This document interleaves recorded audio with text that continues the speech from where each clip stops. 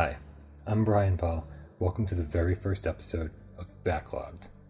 Now, you're a gamer, so you know this already, but every gamer I know has a huge collection of unfinished games, unstarted games, and even games that have never been taken out of the shrink wrap from the day they were bought.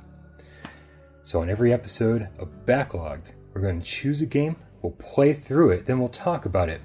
We can throw it into our completed file, possibly saving you the trouble of ever having to play it at all.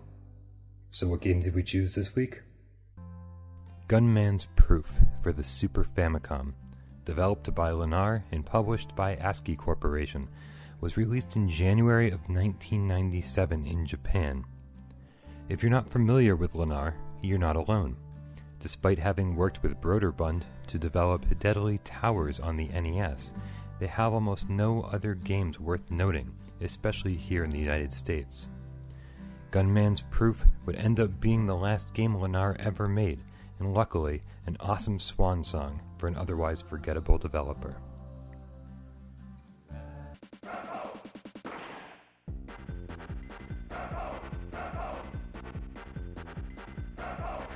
The game begins in the Old West with a story involving meteor crashes and alien invaders.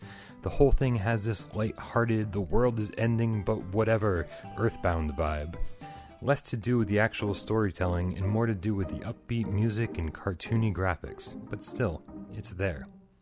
Speaking of graphics, is this reminding anyone else of Link to the Past? I'm not complaining. For the Super Famicom, this is certainly a better than average looking game. But it's not just in the graphics department that this game screams Zelda.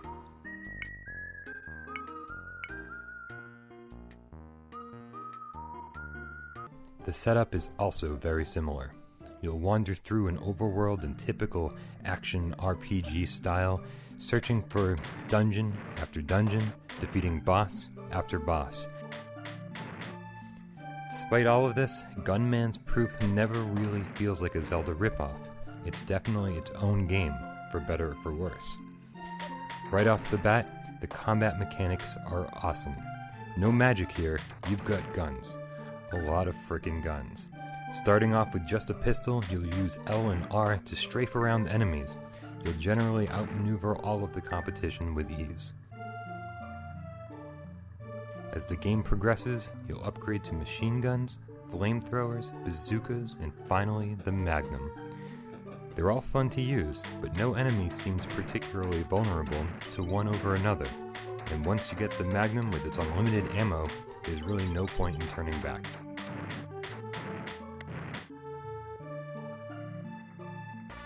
Am I making this game sound fun? That's because it is. I move through the game at a pretty quick pace, only dying once or twice, which brings me to a few slight but noticeable complaints. First, the game is pretty easy. You'll build up your health meter fast, and anytime it does get low, you can count on defeated monsters to drop health items aplenty. Bosses generally have easy attack patterns and predictable weak points.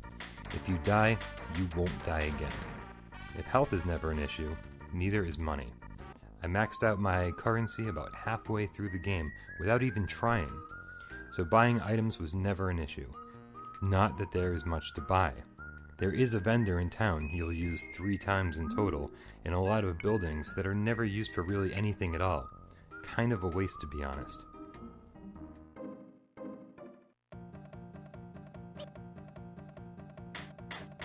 I know that sounded like a lot of complaints, but it really is just nitpicking for a game I had so much fun with. I should mention that, although this game never got an official US release, a fan translation by Aeon Genesis was brought to the Super Nintendo in 2012 by Time Walk Games. With a little help from the internet, it wouldn't be at all hard to play through the Japanese import, so there are definitely a lot of ways to play here.